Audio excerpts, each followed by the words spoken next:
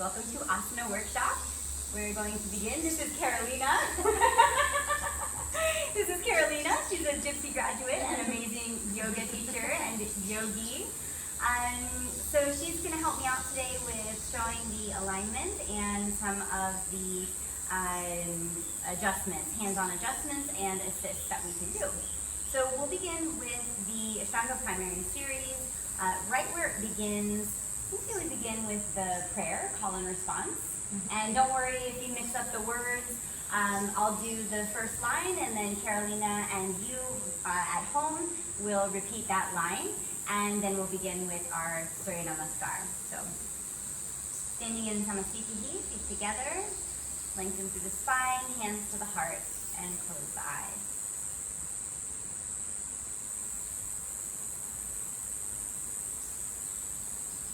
Vande Gurunam Charanarvinde. Vande Gurunam Charanarvinde. Sandashita Svatma Sukha Bhavode. Sandashita Spatma Sukha Bhavode. Nihishre Jangalikaya Mane. Nishreshe Jangalikaya Mane. Samsara Halahal Mohashantye. Samsara Halahala Mohashantye. Abahu Purushakaram. Avahu Purushakaram. Shankachakra Siddharinam. Shankachakra Siddharinam. Sahasra Shirsam Svetam. Sahasram Shirsam Svetam. Pranamami Patanjalim. Pranamami Patanjalim. Bring hands to your side. So if you could turn and face me. So we'll start with Samastitih, where it all begins. And I want you to just take a look at the bottom of your foot and notice these 3 points of contact. And when you're practicing Samastitih, you want to make sure that you have an even balance of weight between the ball, those 2 points on the ball of your foot, and the heel of your foot. So any asana that we work with, we're going to build from the ground up. So always notice what's happening first on the floor, and then whatever tendencies you see from the ground, and especially in Samastitih, are going to be tendencies that will travel through other asanas as well. So feet are parallel.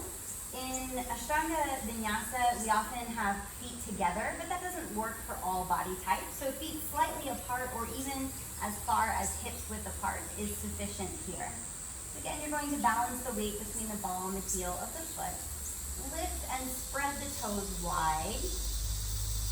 And the toes then are used for balance. So you have the bulk of the weight on the ball and the heel of the foot, and then the toes are there for balance. Now, as we travel from the ground upward, what you're looking for is alignment.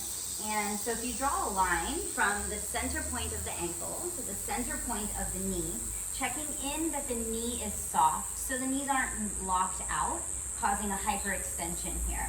So nice straight line from the center of the ankle, center of the knee, center of the hip. Something common that you'll see here is either a posterior or anterior tilt, usually posterior, where there's hyper lordosis in the low back. So sometimes yogis will overcorrect that and tuck the tailbone forward. So what I like to cue here is navel in and tailbone down. So sending the tailbone straight down will give you that nice centered hip alignment. Okay, as we continue to travel up, again, the abdominals are engaged, and we want to see the center of the shoulders align directly over the center of the hips, knees, and ankles. With the shoulders, you want to be careful that you're not bringing the shoulders so far back that there's a crease between the shoulder blades. So the shoulders should be down and reaching outward. So there should be this energetic line of the shoulders broadening outward. Be careful that the shoulders aren't slouching forward, again, or back so far that they're causing those creases in the upper back. Okay, arms are engaged, fingertips together. So in Ashtanga, we keep the fingertips together to concentrate the lines of energy. Right.